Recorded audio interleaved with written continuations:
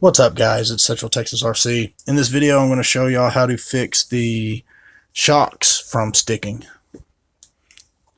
If you notice how the tire is not really going down, I have to help it. It's from the truck sitting. The shocks create a suction inside after sitting. So it's an easy fix. Most of the time you want to do your own things to your shocks anyway, so this is just a quick how-to video, or as quick as possible for people that have this issue that want to address it and get it fixed. It's really pretty self-explanatory. There's really nothing to it. You want to start out by removing your wheels or wheel. We're going to do it one at a time. I'm not going to do all the shocks. I'm just going to show you how to do it on one, because the rest are, it's pretty much all the same.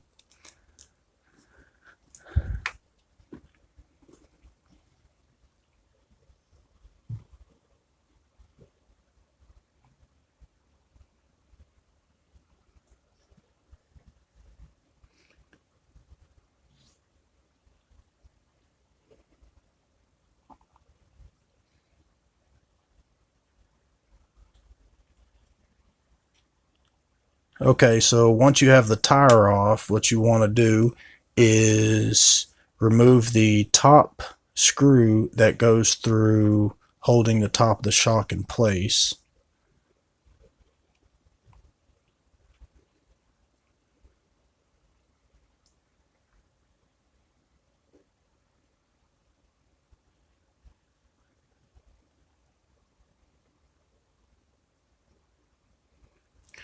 Next, you're going to want to remove the bottom screw that holds the bottom of the shock and the lower link. Removing this, if you've got anything up underneath holding the axle like I do, I have a jack stand up under there, the truck will fall. So just be cautious.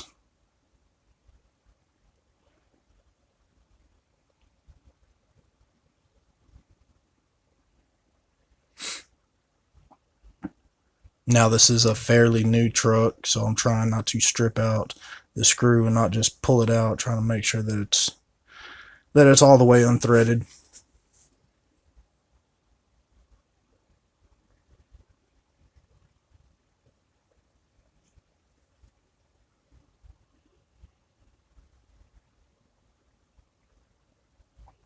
There it goes. Alright, now what we got to do is we got to get ready to disassemble the shock. As you can see, it's kind of, see how it's sticking a little bit? Once I unstick it, the shock works fairly well. I do run my shocks, because of my location, kind of in a droop style setting, but it's all preference. Okay, so you remove the lower retainer,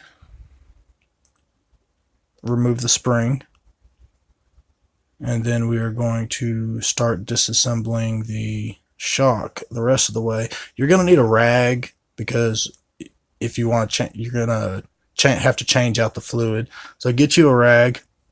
Make sure that you got some grease, because you're going to need some grease for this video, or for this fix. This is, anyway, this is how I do it. Remove your shock cap, and you're going to want to empty the fluid into a container. I'm just going to use an old soda can.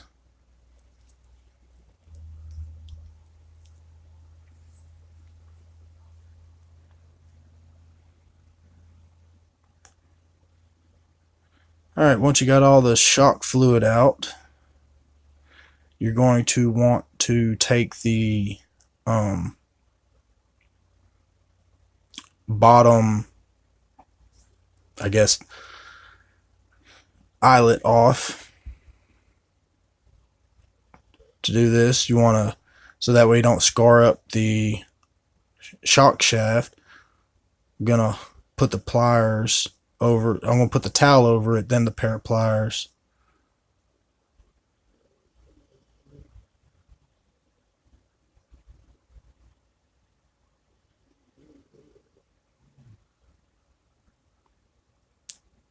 kind of a pain if you've never taken the shocks apart and they're brand new like these are. But once you get that loosened up, now all you do is push the shock shaft out. Now it might be kind of hard at first. You can loosen up the bottom cap. It'll help relieve some of the pressure on the shaft and it'll slide out a lot easier. I just clean off the old shock fluid. Set it down. Now you're going to remove the bottom cap, and this is where the rubber O-rings that create the suction and make your shock stick.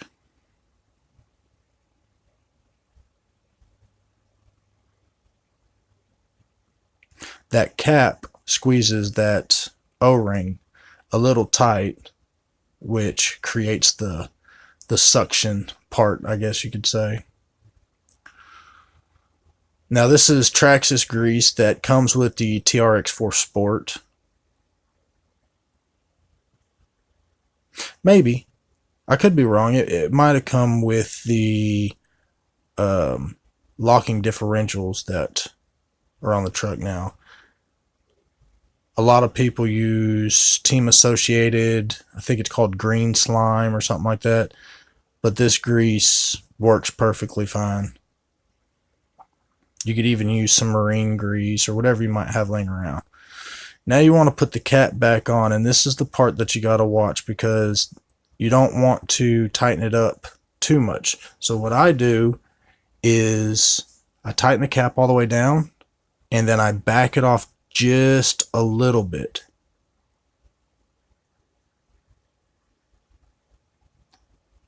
Now what that's going to do is that's going to loosen up that O-ring from pushing so tight on the shock shaft. And the grease is going to help keep the shock oil inside the shock body so that way it doesn't leak.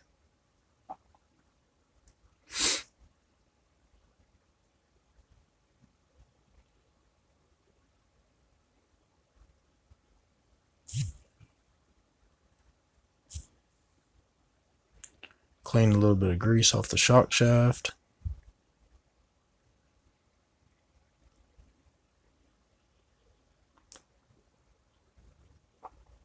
Now just adjust the bottom shock cap until you feel just a slight bit of tension on the shock shaft.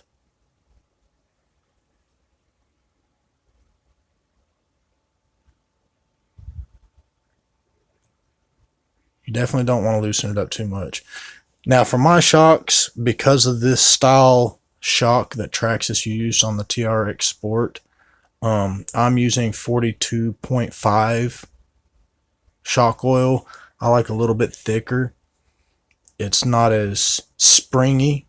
I like to try and keep my suspension more realistic feeling, a lot slower, smoother, so that way I can kind of predict what the truck's going to do.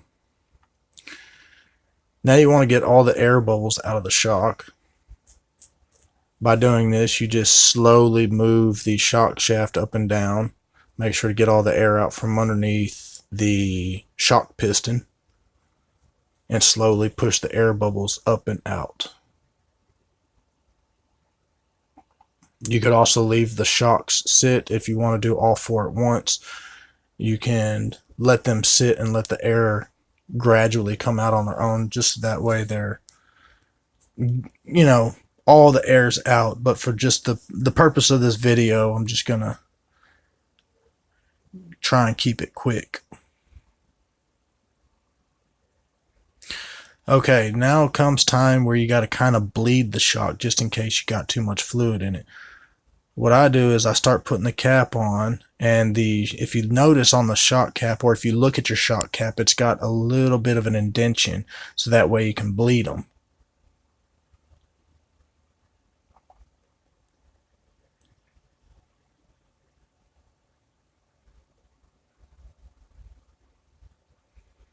If you don't bleed them correctly, they'll get stuck just like that.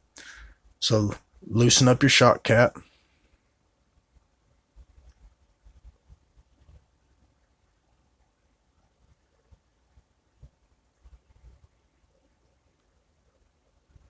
I was just checking to see how much fluid I needed to push out.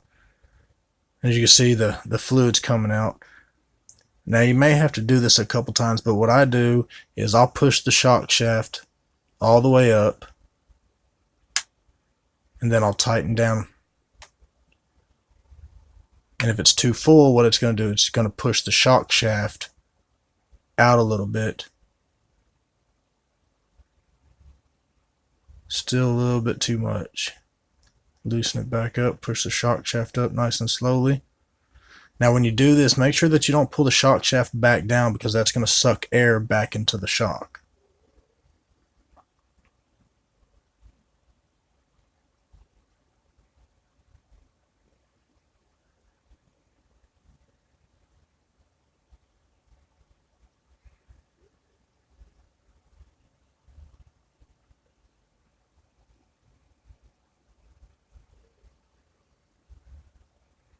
One more time.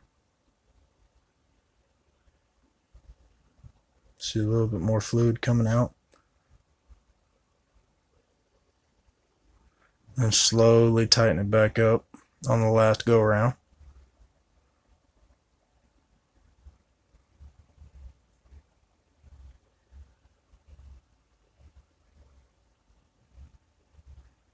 Now it should be nice and smooth, and you should have full movement, full range of the shock shaft. I'll just wipe the excess off really good. You don't want a bunch of oil on there, because it'll collect dust and dirt and get all nasty.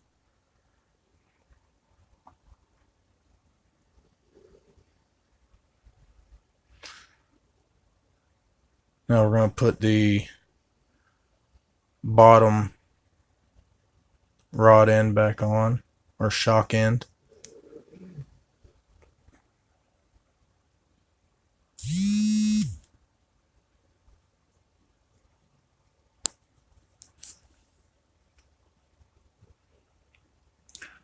Use your towel and grab the shock shaft. You want to make sure you use a towel, because you don't want to gouge the shock shaft, because it will rub and eat away at the O-ring, and after time it will start to leak.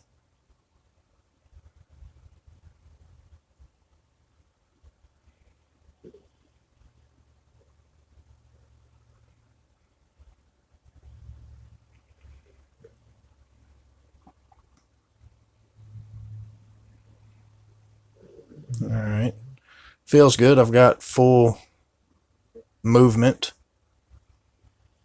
And we'll slide the spring back on.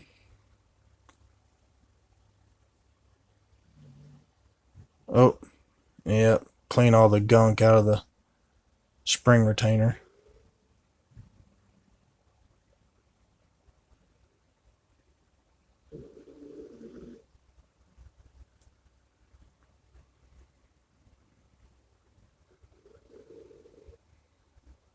Now we'll put it back on. It'll snap into place and then slide down. Now I'm going to tighten the spring down just a little bit to make sure that there's no slack in it. And there you go. Now the shock is complete. There's no snagging, there's no suction, it moves freely. And now it's time to put it back on. Now this, you can put it back on however you want. You can start from the top or the bottom. I like to do the bottom first, simply because sometimes it's a pain to get the link back up in place like it's supposed to.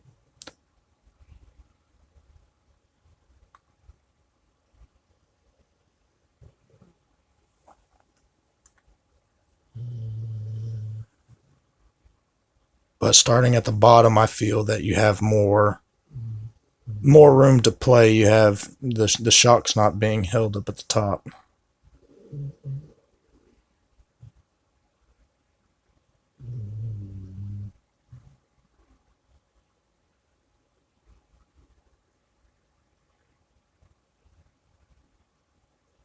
Oh, if I put the screw in right. Fumble fingers.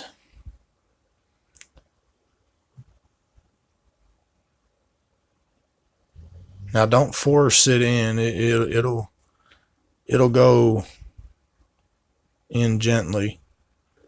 You don't want to strip nothing out.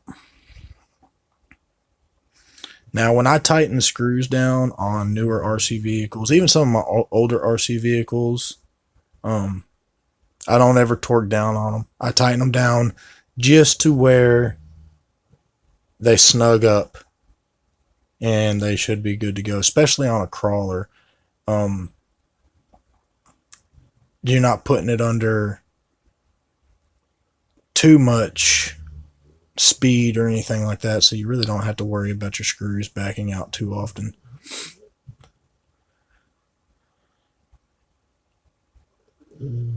Now we just get the top in.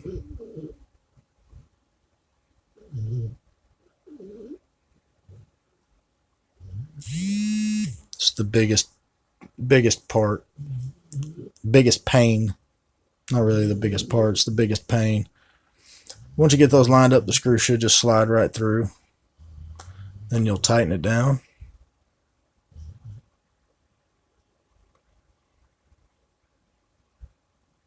Now if you notice, once I get to where it's tight, I don't over tighten it. I just snug it up and then I stop.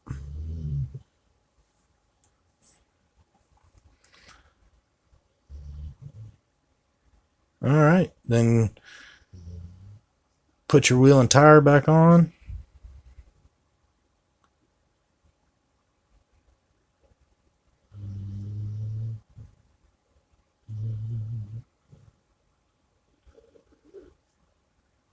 And you're pretty much good to go. Really nothing to it.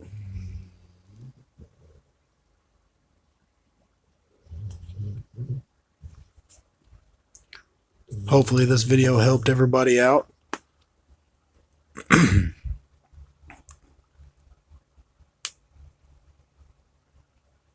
Put my little center cap back on. 3D printed center caps.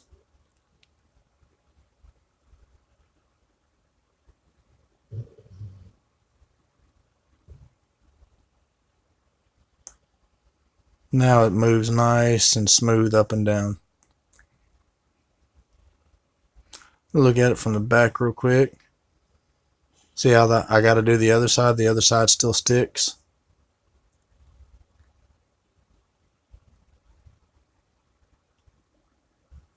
Alright, well, I appreciate everybody for watching, and I'm out. That's it.